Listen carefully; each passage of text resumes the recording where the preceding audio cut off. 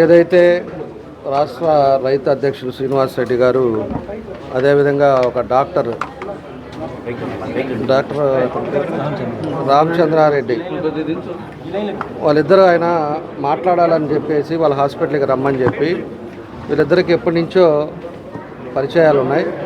ఆ పరిచయాలు ఉంటే పరిచయాల మీద ఏదో రండి మాట్లాడదామని చెప్పేసి దాని మీద ఆయన ఈరోజు వస్తే హాస్పిటల్కి ఆయన పట్టుకొని రాడ్లతోటి అదేవిధంగా ఒక వెపన్తో ఆయనతోటి హత్యాయత్నం చేయబోయారు.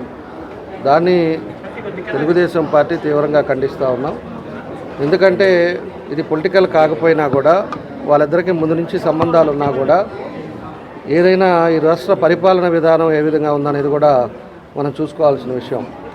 ఎప్పుడు ఒంగోలులో కూడా ఇలాంటి పరిస్థితులు లేవు.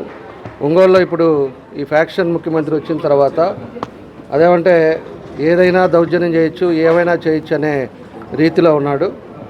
ఈరోజు ఆయన జస్ట్ రాడ్ మిస్ అయింది కాబట్టి ఒక సైడ్ తగిలింది కాబట్టి ఇంకో సైడ్లో బ్రెయిన్ సైడ్ తగలలేదు కాబట్టి ఆయన సేవ్ అయ్యాడు.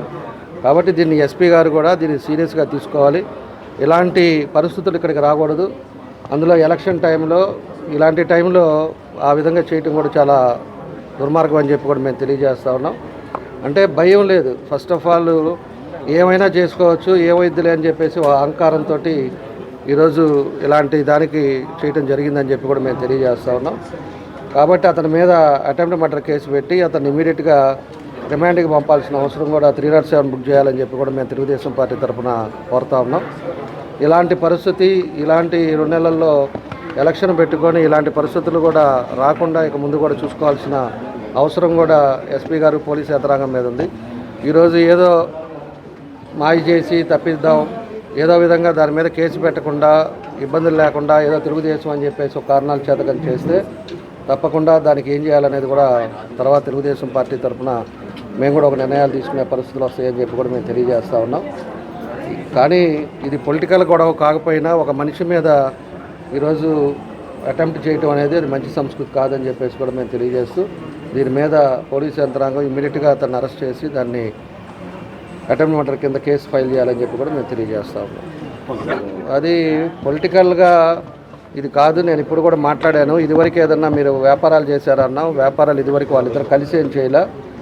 బాపట్ల నువ్వు పోటీ చేస్తే మీకు ఏదో విధంగా సహాయం చేస్తా అన్నాడు ఆయన. ఇదివరకు కూడా ఆయన మీద చాలా కూడా ఇల్లీగల్ కేసెస్ కానీ ఇల్లీగల్ మనిషి కూడా డాక్టర్ కూడా సరిగ్గా లేదని చెప్పి కూడా చెప్తా ఉన్నారు.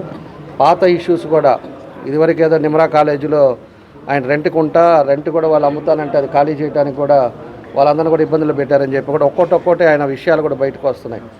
కాబట్టి అతను క్యారెక్టర్ ఏ విధంగా ఉందో ఒక డాక్టర్ చదువుకున్న అతను ఏ విధంగా బిహేవ్ చేశాడు అనేది తెలుసుకోవాలి మనం. కాబట్టి ఇది పొలిటికల్ అనేది మాత్రం మేము ఖచ్చితంగా పొలిటికల్ ఇష్యూ కాదు. కానీ ఆయన ఒక పొజిషన్లో ఉన్నాడు. పొజిషన్లో ఉండే వ్యక్తిని కావాలని చెప్పేసి పిలిచి ఈరోజు ఈ రకంగా దౌర్జన్యం చేయటం మంచిది కాదని చెప్పేసి మేము తెలియజేస్తాం.